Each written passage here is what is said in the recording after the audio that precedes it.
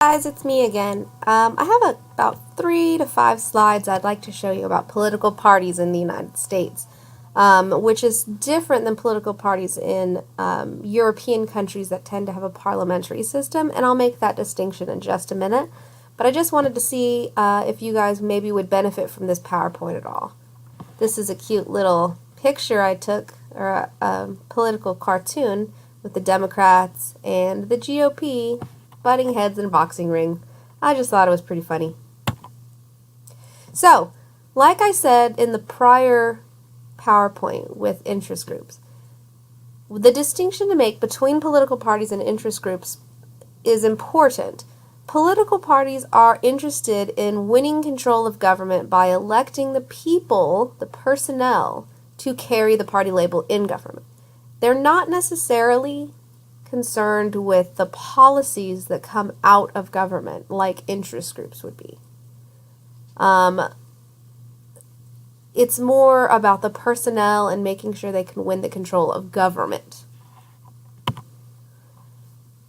what they do is a number of things. They can recruit candidates and groom them to run in the general election after the primary elections have been concluded. They can nominate a candidate during the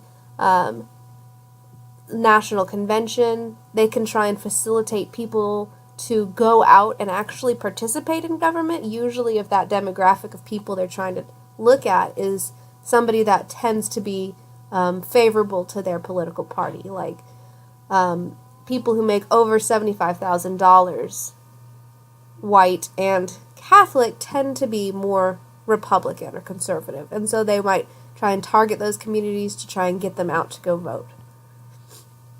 They can facilitate electoral choice as well, and this is actually really important. Most people don't know all of the people running, especially during the primary season, for a particular office, or where each one of those individuals lands on a specific issue. They might have a general understanding of which candidate they will likely vote for based on what party that candidate is affiliated with. They know, for example, Democrats tend to be more favorable towards social programs and policies, whereas Republicans or conservatives tend to be a little bit more conservative in their social programs, policies. And so, based on that information, if that's the issue that is affecting you, you're going to have an easier choice narrowing down who you're going to vote for, just based on their political party affiliation.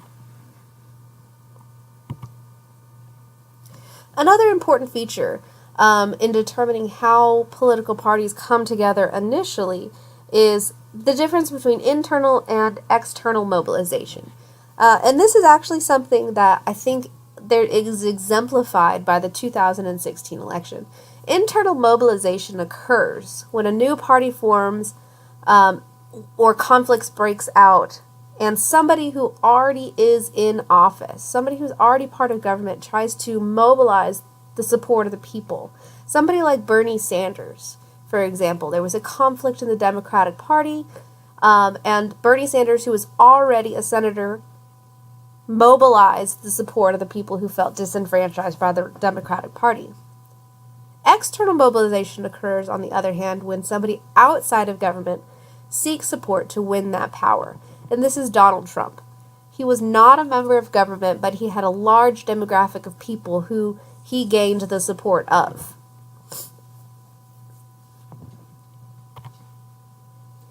And this is the distinction I wanted to make between the American two-party system and parliamentary systems. America has a two-party system because we have a winner-take-all single-member district form of representation, or what's called first-past-the-post, FPTP, first-past-the-post. That is when, once you have received the majority of votes for your district, you get all of the representation for that district. So, if a candidate wins by 20% or just a tiny fraction, it doesn't matter, because the winner gets all of the representation from our single-member districts. Proportional representation, on the other hand, which is something you'll see in European countries, says that if your candidate, if they actually vote for the party, not for the candidate, if your party wins 80% of the vote in that area, you're going to get 80% of the representation. On the same example, if they win by a mere margin, 0.001%, that's how much representation you're going to get.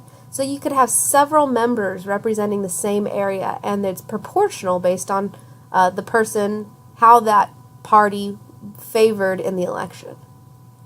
So to summarize again, America has single-member districts, which means there's only one member per district. There's only one representative for Texas District 23, for example. His name is Will Hurd.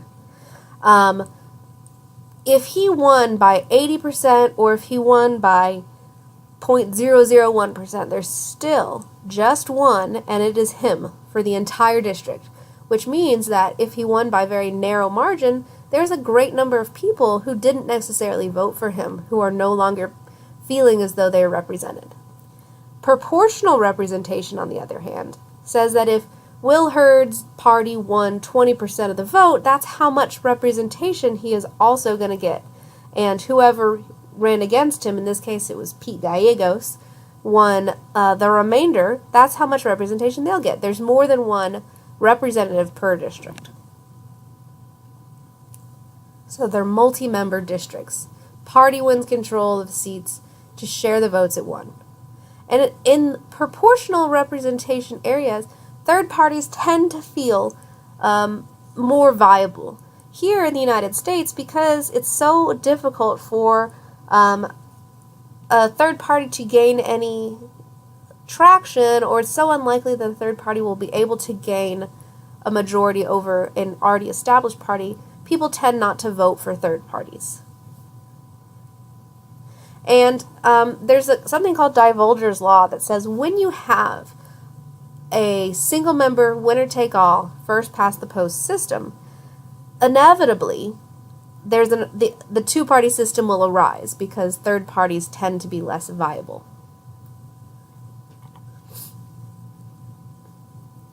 And the political parties in America exist in three different ways. The party and electorate, that's right here. Party and electorate, or shortly just called the electorate, are just people who identify with a party. So anybody who votes for a particular party or says, well, I generally am a Republican or I'm generally a Democrat, are called party and electorate. Party and the government are the people who are actually the people who are in the office.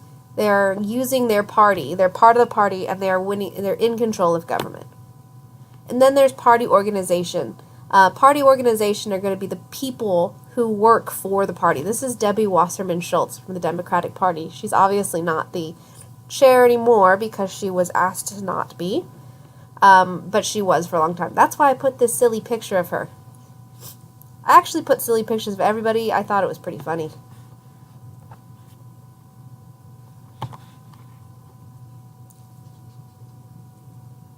This is just a small structure, it's the last slide we're going to look at, of how parties organize in the United States. There's national, and there's kind of levels. There's a national committee, there's state committees, and there's local committees. Although local elections in the United States tend to be nonpartisan, which means you don't have to be part of any one of the parties to run. You can just run on your name, not your party. And they do several things at the national level, and that usually trickles down to the state levels. Tend to raise funds, build the infrastructure, groom a candidate who they want to run. Usually that's after the primary, though. That's the important aspect. After the primary is when you get the national committee support. Use the media, unify the support of coalitions, and try to resolve disputes. They do a lot of influencing during campaigning season. I just wanted to show you those slides really quickly. I hope it helped clear something up, especially with regard to the single-member districts. But let me know if you have any questions. Have a great week.